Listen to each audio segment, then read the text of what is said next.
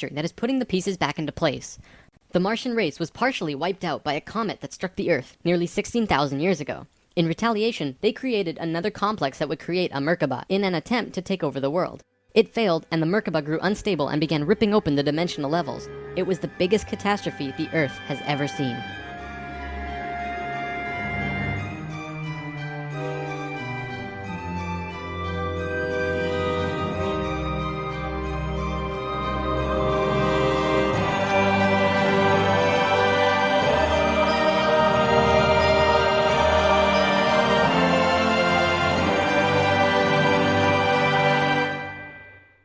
Something I should have mentioned last time. The reason the Nakals were special wasn't just because of their incredibly high consciousness, making them like guides of Atlantis. They also had achieved what today we call immortality. Let's just say they figured out a way to keep their body healthy and young for as long as they chose, and could choose to pass on whenever they desired it. When reincarnating, they do not suffer the great memory loss that we do when we incarnate. They did it through their expanded consciousness and tantric interdimensional sex meditations. This is how Thoth was a priest king of Atlantis for thousands of years and stayed on Earth until 15 years ago, when he gave all of his memories and understanding about sacred geometry to a man named Drunvalo Melchizedek. The Merkaba is formed out of 3 star tetrahedrons overlaid on top of each other. 2 of them are counter-rotating and the third is stationary. When the Merkaba is formed with the unity consciousness, it is formed internally with love. When it is formed externally through the Lucifer experiment, it does not have that love and can become unstable very quickly. The Martians' attempt at controlling the world took place on one of the small islands in the west of Atlantis. This place today is known as the Bermuda Triangle. It's a triangle because the top of the stationary tetrahedron of the Merkaba is actually sticking out of the water there, which causes a huge electromagnetic imbalance in that area. Many planes and boats have reported to have gone missing there. They just vanished without a trace. The imbalance is multidimensional, and in many cases, these ships and planes have been sucked into different dimensions, never to be seen again. That Merkaba is still there on the seafloor today, but from what I know, it's going to be corrected soon. The Nakals did their best to save Atlantis. They sent most of the lower dimensional beings back, at least as many as they could, and sealed up the dimensional tear. Despite this, the situation got really bad, really fast. All of the economic systems collapsed. Financial, social, and all concepts of how life ought to be completely broke down. Everyone on Atlantis began getting sick with weird diseases, and the entire continent went into a state of survival. Life was no longer about living. It became about surviving until tomorrow. It was a literal hell on Earth. The Nakals had no idea what to do. They were children compared to the events that had been thrust upon them. So they prayed. They prayed to the highest levels of conscious life in the universe, asking for help from anyone who could hear them. The problem was reviewed on many high levels of life, who I am drawing as the Justice League because the 11th and 12th dimensions are completely incomprehensible to us in our current state. What they told us was this: we were going to fall. We were going to hit rock bottom, level 1, the lowest place we possibly could be in the universe and still survive. Also, we were changing polarity. We were no longer a female species, so we were starting from square one as a male species. And finally, and this was the shocker, we would only have 13,000 years to return to Christ consciousness. Normally, it takes hundreds of thousands of years for a species to get to Christ consciousness. We had to do it in a fraction of the time. If we didn't, we would not survive. This has never happened before in the universe, ever. Thoth, who was the priest king of Atlantis at the time, learned that they would have to perform this experiment on themselves. They received instructions from the highest levels of life and they went on their way. Thoth proceeded with a being named Ra and Aragat, who were previous kings of Atlantis, and began the experiment. To understand what they did, we have to talk about consciousness grids. A planetary grid is an etheric crystalline structure that envelops the planet and holds the consciousness of any one species of life. This grid does have an electromagnetic component associated with the third dimension, but it also has a component for every dimension as well.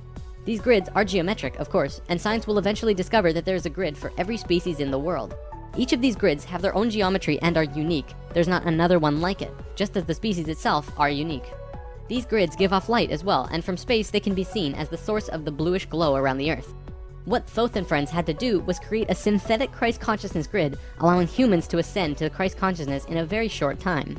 But first, let's talk about the science behind the grid. Perhaps you've heard of the 100th monkey experiment. Over a span of 30 years, scientists were researching a species of monkey called Macaca fuscata on an island in Japan. They were providing the monkeys with sweet potatoes by dropping them in the sand. The monkeys liked sweet potatoes, but they didn't like the sand and dirt so much. A few monkey children figured out that they could wash their sweet potatoes, and some of them taught the technique to their parents. Only a few of the adult monkeys did this though. This went on for some time until one day the monkeys who actually knew the technique hit critical mass. And bingo, the technique started spreading faster than it did before. Monkeys started learning it really easily across all of the Japanese islands nearby as well as on the mainland. They knew that there had to be something that wasn't yet understood about how a species is connected to itself. So what did we do? We tried it on humans. Our research team made a picture out of human faces. About 100 faces hidden within a single picture, but at first glance, you could only see about 6 or 7. They did several surveys with a few hundred people in Australia and said, all right, find the faces. Most people could only pick out 6, 7, 8, 9 or so, not many more. After that, the research team went to Britain and aired the picture on a closed cable BBC special that was shown only in England. They showed where all of the faces were, every last one. Half of the research team, which stayed in Australia, did the experiment again with new subjects. And lo and behold, people were just naturally able to see more faces. After this experiment, they knew that something definitely connects us all, and the field of noetics is learning more about it daily. It's mass consciousness. In lesson 11, I showed you the 3 levels of consciousness. Each of these levels have their own consciousness grids around the planet, and our second level grid is based on squares and triangles. Many governments of the world, especially the Russian and US governments, were studying our grids back in the 60s and probably earlier. When mapping out the grid on the planet, you find little military bases on many of the nodal points of the grid. There are tons of these bases way out in the middle of nowhere, like on little islands like Guam. This couldn't be a coincidence that these government powers placed their bases right where the little spirals came out of the grid. They were trying to take control of the grid, because if you control consciousness, you control what we think and feel. Of course, there was another organization that had its hand in both of these governments, and still do, and we will discuss them soon enough. This grid is visible through astral projection as well. 13,000 years ago, it began. Thoth, Ra, and Aragat were to create a global complex that was able to build a synthetic Christ consciousness grid over a 13,000-year time period. The first thing they did was to fly to a place which is now called the Giza Plateau, but back then it was known as the land of Chem. It was also a rainforest back then as well, not desert like it is today. First, they created a grid around the planet 4th dimensionally, and then began to construct it in the physical 3rd dimension. They went to the male energetic axis of the Earth and constructed a complex which today is called the Solar Cross. These men were 6th-dimensional beings at that time and were living at a very high level of consciousness, so whatever they thought happened instantly. It was that simple. According to Thoth, he built the Great Pyramid, not the Egyptian king Cheops. Thoth says that it was built 200 years prior to the pole shift and built very quickly. These pyramids were aligned precisely with both Fibonacci and golden mean spirals emanating from out of the solar cross. Interestingly enough, Edgar Cayce also channeled that the pyramids were constructed in this time. The pyramids were also found to be built from the top down. The stones on top were placed first, which has baffled researchers ever since. Every time more is learned about the pyramids, we move further into dark on understanding how they were formed. If what Thoth says is true, well, that explains everything. From there, Thoth and friends constructed an entire network of temples and structures along this grid 4th dimensionally, placing them on nodes on the new synthetic Christ consciousness grid they were creating.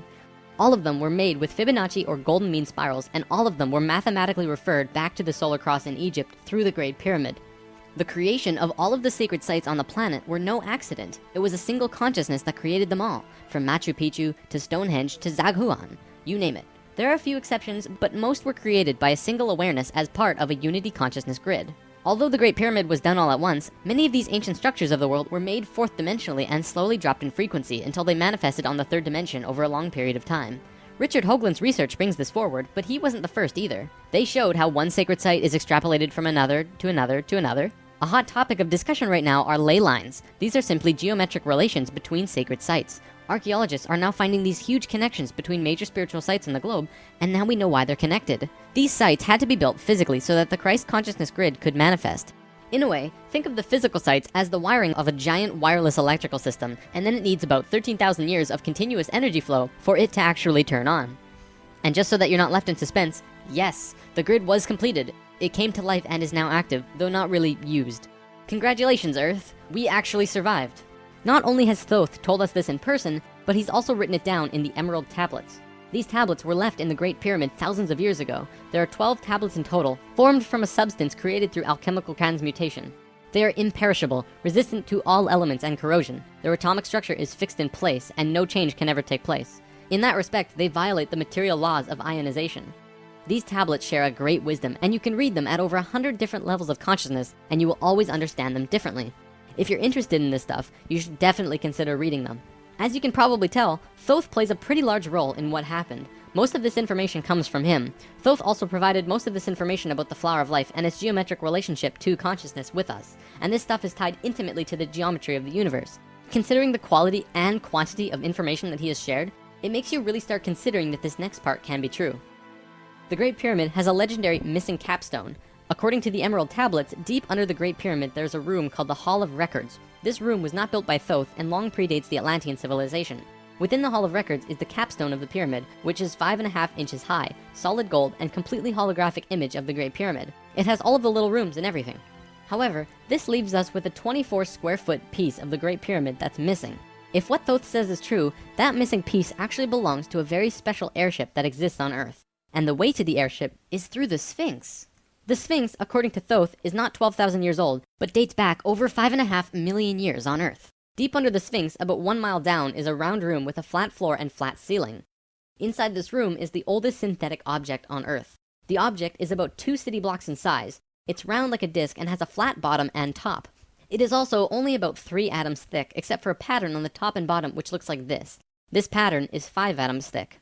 Thoth says that it's powered by consciousness, thoughts, and feelings, and connects with your own living Merkaba, which means that it becomes an extension of you and your own energy fields. The ship is also intimately connected with the spirit of the Earth, and is the protector for the whole planet. Thoth built the pyramid the way he did to fit with the ship. When on top of the Great Pyramid, it creates this image from above. The disc ship has a circumference equal to the perimeter of the Great Pyramid. As we discussed in Lesson 11, whenever that ratio appears, life occurs. This ship can only be used by the purest of souls. See, whenever we approach the point in the precession of the equinox where our poles do these shifts, we become very vulnerable. Things often degenerate, and while things become chaotic, there are often other species who wish to take us over. This has always happened, not just with us, but with all evolving consciousness. Every time a takeover seems imminent, a very pure person will find their way to the ship and raise it into the air. The Earth and Sun will connect with that person and give him or her great power. Then, whatever that person thinks and feels will happen. And think about it. If consciousness is the primary core component of the entire planet, does it not make sense that it would have its own defense mechanism? This defense is an airship that plugs into the Earth and the Sun, allowing the Earth to have protection. Our takeover event actually already happened, the same year the Christ grid was activated. The year was 1989, and we were having some troubles with the Greys, a race of ETs who were slowly plotting takeover due to a previous scuffle we were having. A very pure woman in Peru made the ascension process into the Christ consciousness grid and found the ship. She tuned it to the frequency of the 4th dimension, where she raised it through the Earth and into the air, and manifested a situation for the Greys to leave. Within a very short time, the Greys began getting sick, and remained sick for as long as they stayed here. They have been forced to leave for now, and we are once again safe. The ship is a warship in that whatever race is trying to take over, the person will just think them away, think up a situation, and force them to leave. Returning to the events on Atlantis, after completing the complex in Egypt, Thoth and pals returned to Atlantis, where they waited for about 200 years until that critical point on the precession of the equinox where the poles would shift. They knew that Atlantis would sink, and they would be ready.